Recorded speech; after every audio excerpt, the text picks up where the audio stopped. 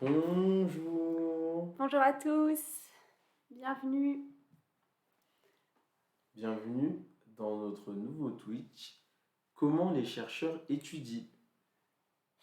Oui, aujourd'hui on va parler de comment les chercheurs étudient avec les mouvements des yeux, qu'est-ce qu'on peut apprendre de nos mouvements des yeux, comment on les mesure. Bonjour, bonjour. On espère que vous allez bien. Qu'est-ce qui est sur le chat? Ah, on a du monde. Bonjour Valérie, bonjour Monia. Ah, il y en a qui sont toujours Ah, fidèles à l'appel.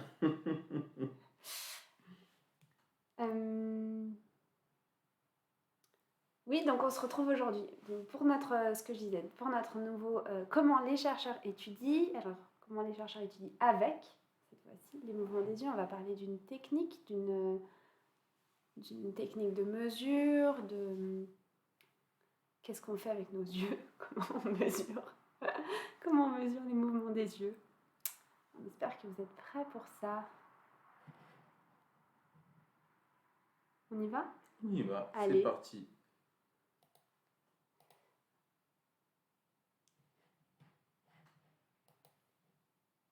Où est notre partage d'écran? Un petit problème technique. On a un petit problème technique. Comment est-ce qu'on peut mettre en pause?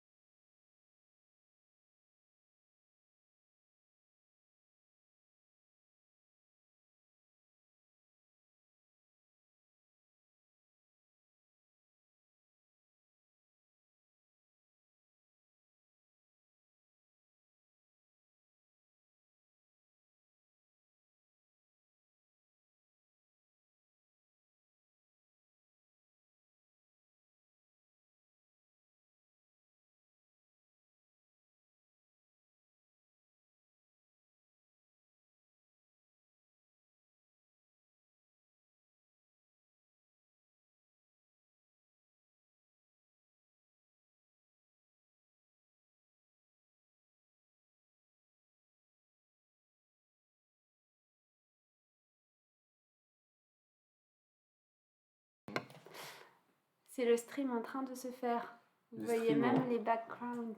en train de se faire et les petits problèmes techniques. Parfait. Ça devrait aller pour cette fois. Dites-nous dans le chat si vous voyez bien le partage. Et bah voilà, vous êtes dans les coulisses de Twitch avec nous. Vous voyez comment ça se fait, comment tout se passe. Et voilà, ça crée encore plus de Bon, proximité. c'est bon, parfait. C'est tout bon. On y C'est va? parfait, Allez. allons-y. Donc, comment les chercheurs étudient avec les mouvements des yeux. Donc, avant de commencer, si tu es d'accord, chère Marie-Paul, on va expérimenter un peu.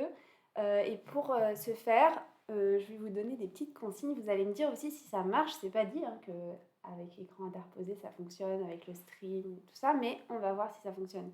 Et au pire, je vais te demander, toi, d'être mon cobaye. Bien sûr. Si t'es d'accord, allons-y. Donc, vous voyez pas le PowerPoint bouger. Ah, le PowerPoint ne bouge pas. Décidément. Aujourd'hui, ça va être compliqué, mais pas de souci, je vais régler ça tout de suite.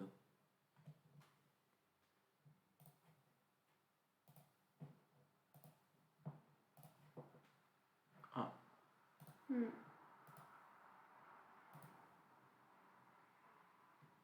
le PowerPoint ne bouge pas.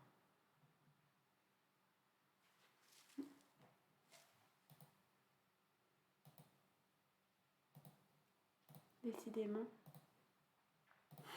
Sinon, on peut faire avec la version pas en plein écran, c'est pas très grave.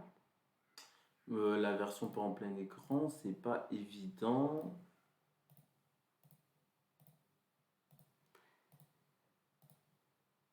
Ah, Parfait. Parfait. Je crois qu'on a trouvé la solution. Donc, on revient à notre petite illusion. Si je te demande, Marie-Paul, de fixer le point rouge, donc dans cette expérience ici, vous allez devoir fixer le point rouge. Qu'est-ce que vous observez à l'écran sur l'ombre du rond bleu? Bravo Alors, MP, Justine te dit bravo pour tous ces problèmes techniques. merci beaucoup Justine. Et en plus d'un problème technique avec Twitch, j'ai un problème technique avec ce que tu me demandes de fixer parce que je vois que l'extérieur du rond disparaît. Oui, tout à fait, ce ne sont pas que C'est ce tes que je yeux. devais voir. Effectivement, ici, on voit que normalement, si ça fonctionne chez vous, j'attends un peu vos retours, c'est toujours un peu en décalé, mais si ça fonctionne chez vous et que vous fixez bien le point rouge, normalement, vous devriez voir disparaître le rond bleu tout doucement. Le rond disparaît, exactement. On va voir un petit peu plus tard pourquoi, mais donc gardez bien ça en tête, c'est assez intéressant. J'en ai une petite seconde pour vous, un peu plus technique ici. Donc si je vous montre ça, mais peut-être que ça fonctionne mieux en plein écran, hein, et que vous fixez le point, qu'est-ce qu'on observe, cher cobaye? Alors, je vois que dans les lignes, ça s'assombrit un peu. Ou par exemple, plus précisément des lignes. Au niveau des intersections, entre les différents, au niveau des angles, des carrés, en fait, je vois que ça s'assombrit. Ok, est-ce que c'est aussi le cas chez... Oui, Justine, effectivement. Donc ça me rassure un peu que ça fonctionne aussi à travers Ouais, à l'écran. travers l'écran. Par contre, ça, Oui, ça ça perturbe clignote. les Allez, yeux. on passe à la suivante. Donc c'est pareil, gardons bien ça en tête. Il y a des points gris. On va voir un tout petit peu, et pas plus d'une slide anatomie. Et vous voyez Elia, d'ailleurs, beaucoup dans ce PowerPoint. Vous allez voir toutes les formes de Elia. Donc pourquoi ça fonctionne bien ces illusions? Qu'est-ce que ça nous apprend sur notre œil, sur les mouvements en fait, de notre œil? C'est que pour voir, on a besoin de mouvement. Donc j'ai dit pas plus d'une slide d'anatomie, mais c'est quand même assez important. Vous voyez ici comment est formée notre pupille. Et en fait, ce qu'on va remarquer, c'est que la fovea, elle a une taille de 2 degrés. Et c'est seulement dans cet interstice-là de 2 degrés qu'on va voir de manière nette. Okay, ça veut dire que ce qui nous sert à voir de manière nette, c'est vraiment exactement ce tout petit espace. Et pour pouvoir voir correctement les objets, et notamment les objets qui sont statiques, on a besoin de bouger. Donc même quand on a l'impression que notre regard est fixe, en fait, notre œil fait quand même des tout petits mouvements. Et pourquoi commencer par ces illusions? Parce que c'est exactement ça qu'on observe dans les illusions. Les petits points gris qui bougent à travers la grille, c'est exactement... c'est comme si on se rendait compte des tout petits mouvements que notre œil fait. Dis-moi si c'est clair, qu'est-ce que tu en penses? Tu veux dire que lorsqu'on regarde fixement quelque chose, on ne regarde pas vraiment la chose fixement, mais en fait que notre œil bouge constamment. Exactement, c'est exactement ce que je veux dire. C'est pas visible à l'œil nu, ça. Grâce aux illusions, en fait, on arrive à mettre en évidence ce genre de... Mais effectivement, notre cerveau, il reconstruit toute la scène, tous les micro-mouvements de notre tête, etc., pour qu'on ait l'impression d'être stable, parce que sinon ce serait insupportable, en fait. Tout bouge autour de nous, on bouge dans tous les sens, donc on a besoin de reconstruire une espèce d'illusion de stabilité, mais ce n'est qu'une reconstruction de notre cerveau.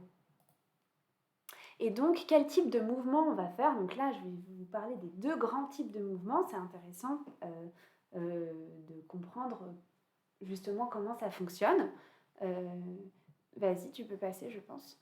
Donc justement, quand on pense à cette petite partie, toute petite partie qui nous permet de voir fixe, donc cette petite partie de 2 degrés, elle nous permet quand même de faire des fixations.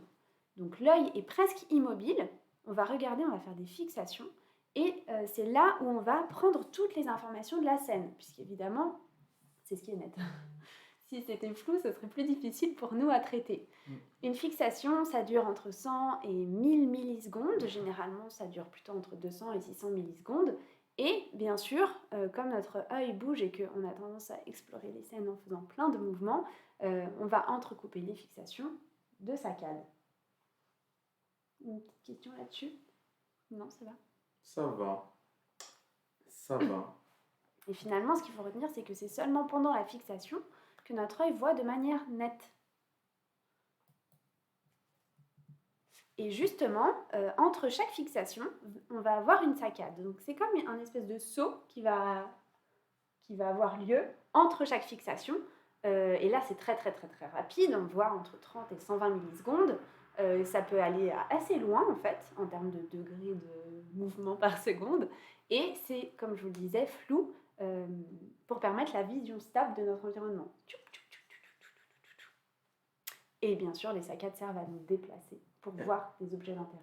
Tu sais à quoi ça me fait penser? Ça me fait penser quand tu es dans une rame de métro et que tu regardes à l'extérieur, souvent en fait ton œil balaye à chaque fois le quai.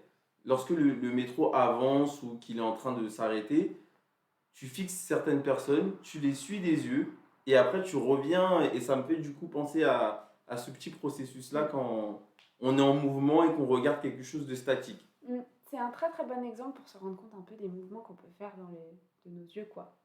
C'est un bon exemple. J'aurais pu l'intégrer. Bonne idée. Donc par exemple, quand on regarde une scène, donc là je vous ai mis un peu un exemple historique même de la recherche sur les mouvements des yeux. Quand on demande à des participants d'explorer cette scène, ce tableau, on va voir donc les points, ça représente les fixations, et les traits, ça représente toujours les saccades, globalement, quand on regarde des mouvements oculaires. Et en fait, on va se rendre compte que les fixations, ça va créer des espèces de photos qui vont être entrecoupées de flou. Et donc, comme je le disais, notre cerveau va reconstruire ce qu'il voit les informations qu'il va prendre de la scène par rapport à ce qui se passe pendant les fixations. Donc voilà, ça c'est parce que c'est un peu l'histoire de la recherche. Et est-ce que tu peux nous expliquer un peu plus la dernière image? En fait, cette dernière image, c'est exactement l'ordre, tu vois. C'est-à-dire que le premier visage, c'est vraiment le premier qui a été fixé, le deuxième qui a été fixé, et le troisième, on voit que c'est un peu au second plan, et ça va être l'ordre de... D'accord. Et ils ont une signification, les points noirs entre les c'est des fixations, mais qui ne sont pas porteuses d'informations. D'accord. Puisque justement, ce qui est intéressant de regarder les mouvements, peut-être c'est après, je ne me souviens plus. Ah, d'abord, comment on fait pour mesurer? Oui, c'est vrai. On va voir après les processus cognitifs, pourquoi on s'intéresse à ça, mais effectivement, comment on fait pour mesurer? Donc, je vous ai mis juste un exemple historique. Dites-moi si ça vous paraît c'est un peu barbare, hein. Historiquement, une des premières manières de mesurer les mouvements des yeux, on ne fait plus ça aujourd'hui. Enfin, peut-être on peut le faire encore, mais nous, on ne fait pas ça, en tout cas, dans nos recherches. La machine a l'air horrible. La machine a l'air horrible. Non, elle n'est pas horrible, mais disons que c'était un peu intrusif. Donc, on mettait des lentilles de contact aux participants, et ces lentilles étaient attachées à une bobine de fil. Donc, c'est exactement ce que vous voyez là, le petit trait qui sort ici, là. Je ne sais pas s'ils peuvent voir ma souris. Ouais, on le voit un peu sur et ici aussi. La dernière image au coin de l'œil. Exactement. Donc, il mettait vraiment quelque chose dans l'œil. C'est une lentille, comme tu pourras avoir une lentille pour ta vision, mais autour de cette lentille est attachée une bobine de fil qui va sortir de l'œil, et on va faire passer un tout petit courant électrique produit dans la lentille. Non, c'est quand on bouge l'œil, pardon. Quand on bouge l'œil, ça va produire un tout petit courant électrique qui va pouvoir être capté par cette espèce de grosse cabine-là. Mais ça a quand même des avantages. C'est une haute résolution spatiale et temporelle, mais par contre, c'est très invasif, c'est inconfortable, et potentiellement, ça abîmait un peu la cornée des participants. En plus. Et ils arrivaient quand même à trouver des participants. Je pense que ça abîmait pas tant que ça, mais c'était un risque, quoi. Ils arrivaient quand même, je sais pas.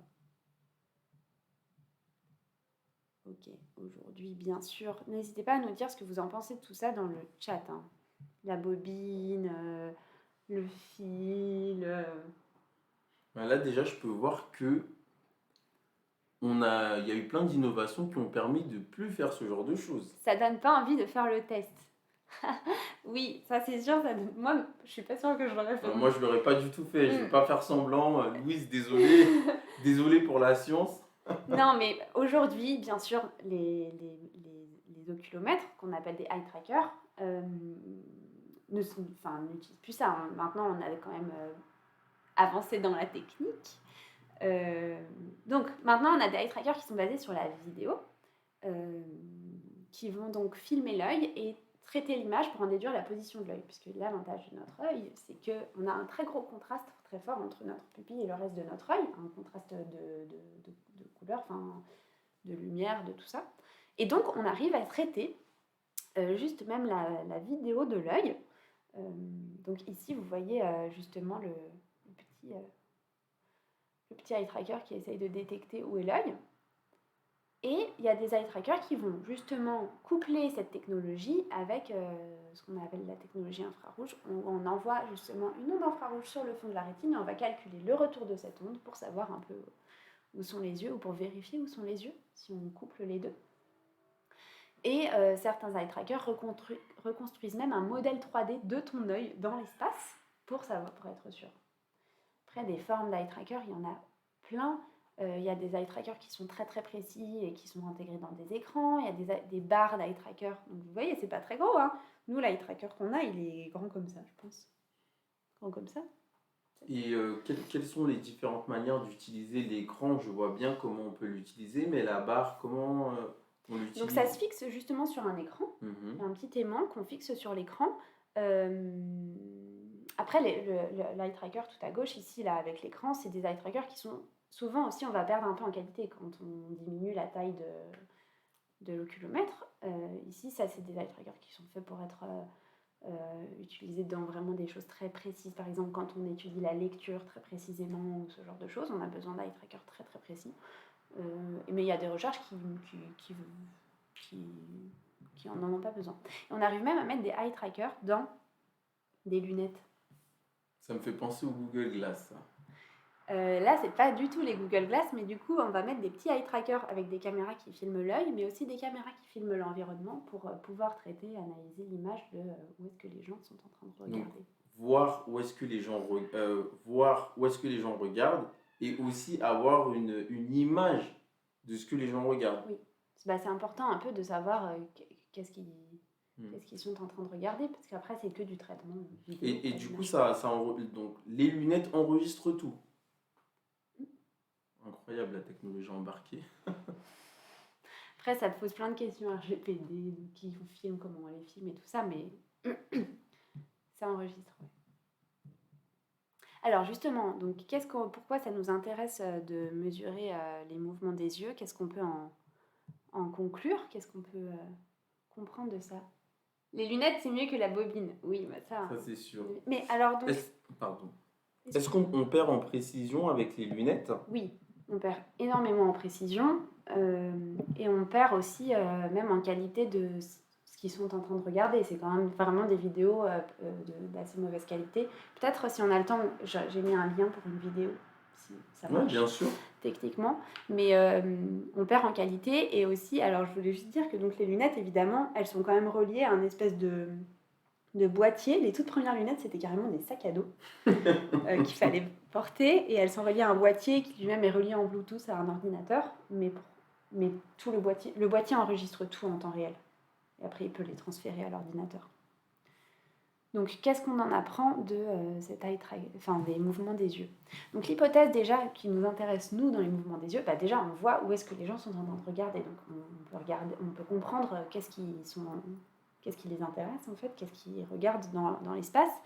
Mais pour avoir un peu une approche un peu plus cognitive, on se base justement sur ce modèle de l'attention. L'attention, on en avait parlé pendant le Twitch de méditation, mais ça d'ailleurs ça vient de ce PowerPoint.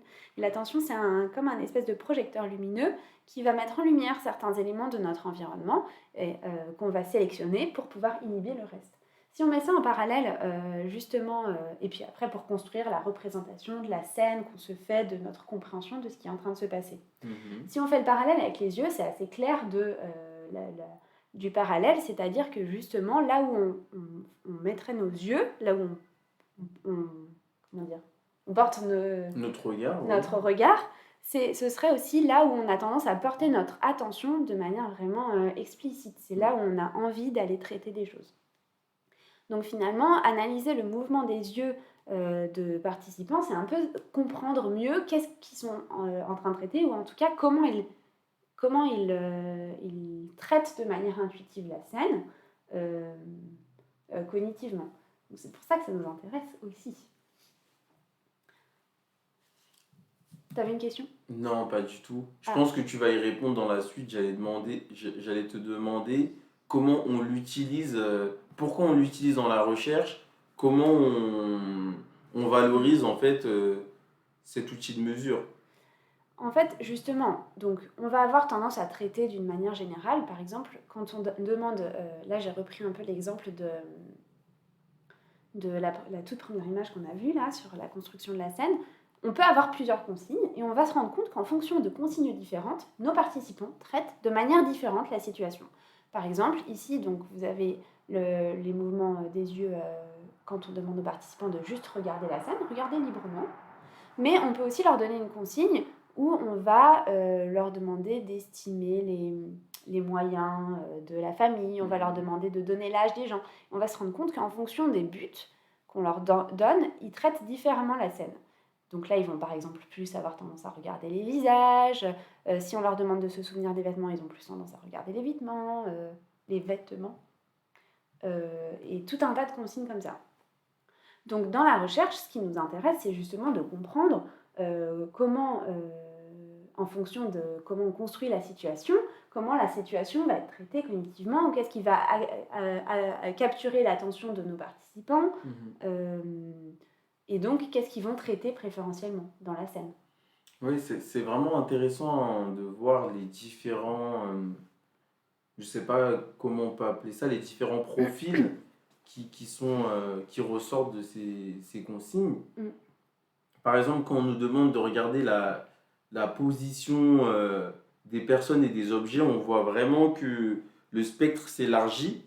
Et comme quand on demande aussi d'estimer les moyens financiers de la famille, on voit que le spectre s'élargit parce on va chercher tous les indices qui vont montrer que les marqueurs sociaux.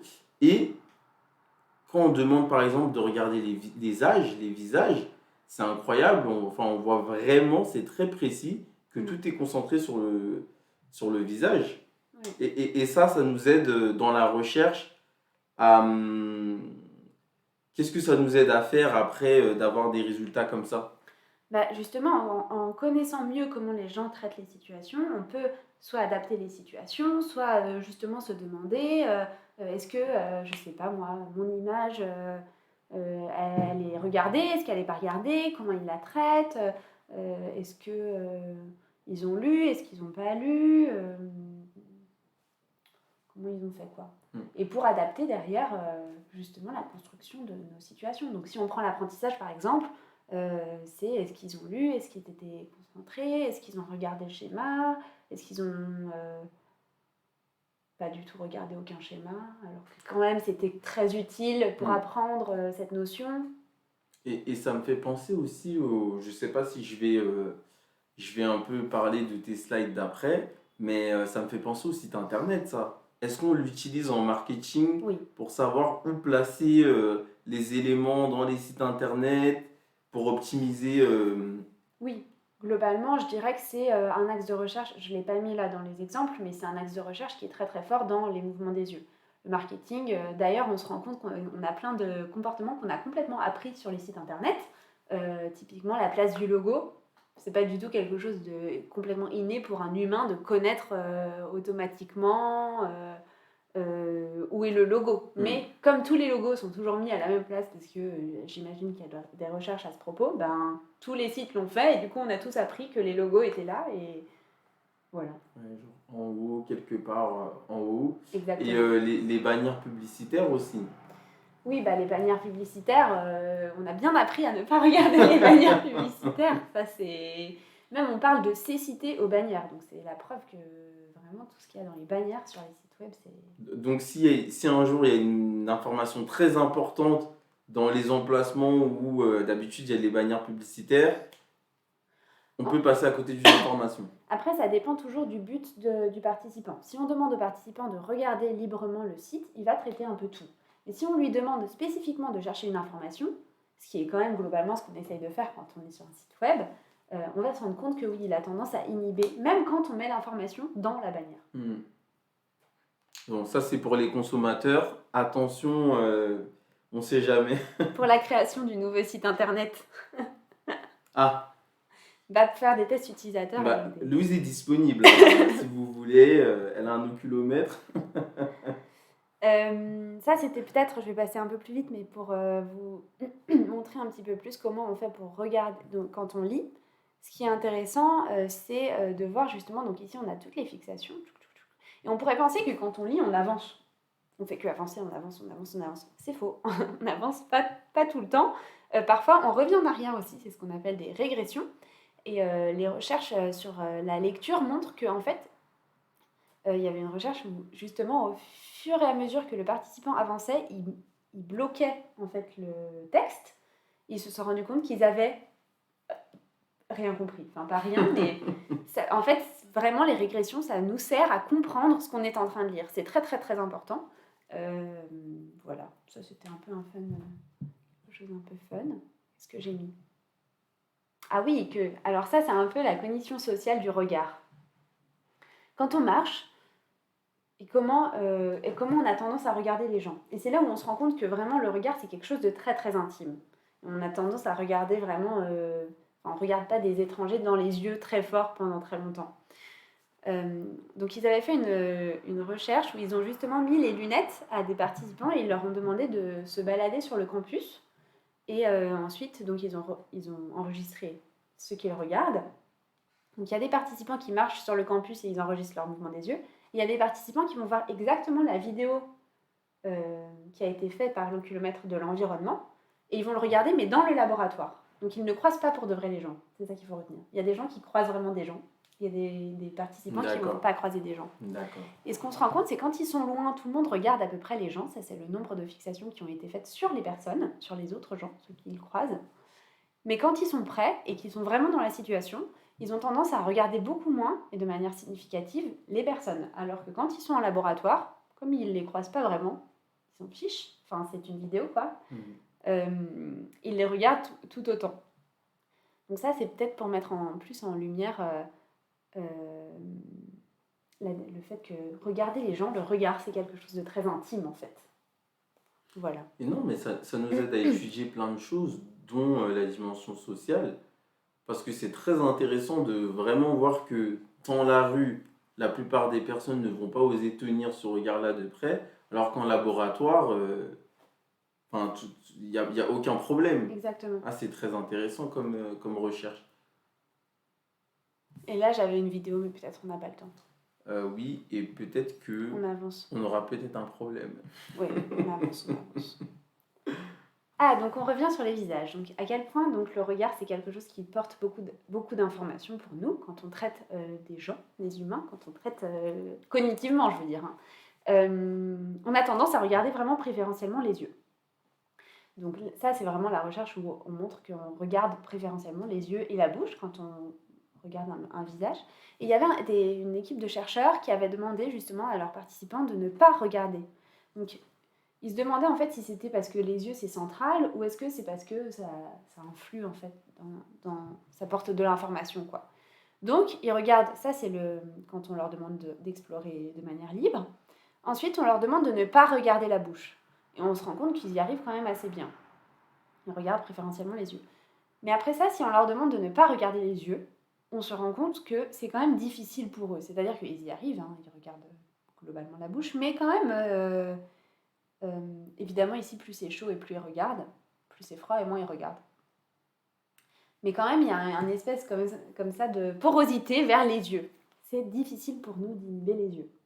Et dans la suite de cette recherche, dans la continuité, ils avaient demandé justement, ils se demandaient si c'était parce qu'on a deux yeux qui sont centraux dans notre visage, ou est-ce que c'est, est-ce que c'est la position et le nombre, ou est-ce que c'est globalement l'information portée. Et donc, ils ont eu l'idée d'utiliser des monstres de Donjons et Dragons. Donc, dans leur recherche, on a 3 types de personnes. Ah, on nous dit que les animaux aussi regardent préférentiellement les yeux. Ça, c'est intéressant. Je ne sais pas du tout. La recherche sur les animaux, je n'y connais rien. J'ai envie d'aller chercher. On vous en reparlera si jamais. Donc, des humains avec 2 yeux, des monstres qui ressemblent à des humains avec 2 yeux, et des monstres qui ressemblent à des monstres où il y a 2 ou 3 yeux. Ils ont bien sûr contrôlé le nombre d'œils. Qui sont pas centraux, donc au bout d'une tentacule, enfin vraiment à des endroits différents. Et ils se rendent compte qu'en fait, vraiment, les participants regardent les yeux, peu importe combien ils sont, où est-ce qu'ils sont dans l'image, à quel point. C'est dommage, on aurait pu faire une petite expérience là. Là, je suis perturbé parce que justement les yeux sont entourés. Oui. Mais je me demande si moi aussi j'aurais regardé préférentiellement les yeux du monstre là. Parce que sa bouche est quand même très effrayante. C'est vrai. En tout cas, c'est ce qu'ils ont trouvé sur leur panel. Donc après, c'est sûr qu'il y a toujours des personnes qui arrivent très bien à ne pas regarder les yeux. Et puis il y a des pathologies où vraiment, c'est ce qui a impacté. Ouais. Mais globalement, sur le panel, ils avaient trouvé qu'ils regardaient bien les yeux. Qu'est-ce qu'on a d'autre? Ah oui, donc est-ce que c'est magique? Est-ce que l'oculométrie, c'est magique? Est-ce que l'eye tracking, c'est magique? Donc évidemment, ce n'est pas magique. Ça, c'était juste pour faire un petit disclaimer étudier les mouvements des yeux, c'est quand même quelque chose de difficile. Donc évidemment, déjà, on récolte énormément de données. Donc il y a tout ce qui est lié au traitement des données, au nettoyage des données. Donc ça, c'est plutôt des problèmes il faut avoir les compétences pour le faire, et c'est beaucoup de données, il faut avoir même les systèmes pour le faire, les logiciels qui le permettent, voilà. Mais il y a aussi pas mal de problèmes d'utilisation des outils. Quand on calibre pas très bien l'oculomètre, on a des données qui veulent rien dire. Quand on bouge trop, voilà, les participants... Parfois même le mascara. Le mascara aussi, ça trouble un peu la vision que l'oculomètre a de où est mon œil par rapport au traitement caméra de la vidéo et tout ça. Donc, dans les premières recherches, on avait du démaquillant. Mais en fait, on l'utilisait jamais parce que on demanderait jamais à un participant de se démaquiller. Enfin, voilà. Mais donc, voilà, il y a plein de problèmes comme ça de bruit dans les données, ce qu'on appelle du bruit. Voilà. Et de synchronisation des participants qui ont du mal avec justement la calibration, suivre l'œil et tout ça. Donc tout ça pour dire ce n'est pas magique. Ça c'est vraiment juste la slide pour dire c'est quand même technique et on peut faire dire beaucoup de choses aussi à des données qui sont très comme partout, hein, mais comme bien toutes sûr, les recherches. évidemment. Et voilà, et je crois que c'est tout. Qu'est-ce que vous en pensez? Est-ce que vous avez trouvé ça intéressant? Je pense qu'il doit y avoir une slide de fin. Voilà. Et est-ce que vous aussi, avec le monstre, vous regardiez ses yeux? Ça m'intrigue vraiment. Hein. Est-ce que ça a marché chez vous déjà aussi les expériences? Ouais, je sais pas. Enfin, ça avait marché chez Justine, donc ça me rassure pour tout le monde. Bon. On est encore désolé, bien sûr, pour les problèmes techniques. Pour les petits problèmes techniques au début. On est en équipe réduite, mais on s'en est quand même bien sorti. Oui, et puis la prochaine fois qu'on se voit, ça dépend du monstre. La prochaine fois qu'on se voit, on parlera d'innovation. Les expériences ont bien fonctionné, super. Ah, merci Justine. On parlera d'innovation. Ouais, on parlera d'innovation avec moi. Et je vous prépare du super lourd. Trop bien. En tout cas, nous, on va vous souhaiter un très bon appétit. On se retrouve donc dans 15 jours au même endroit. Et puis, merci d'être là. Merci Monia, merci à tous. Et à dans 2 semaines. Bon appétit.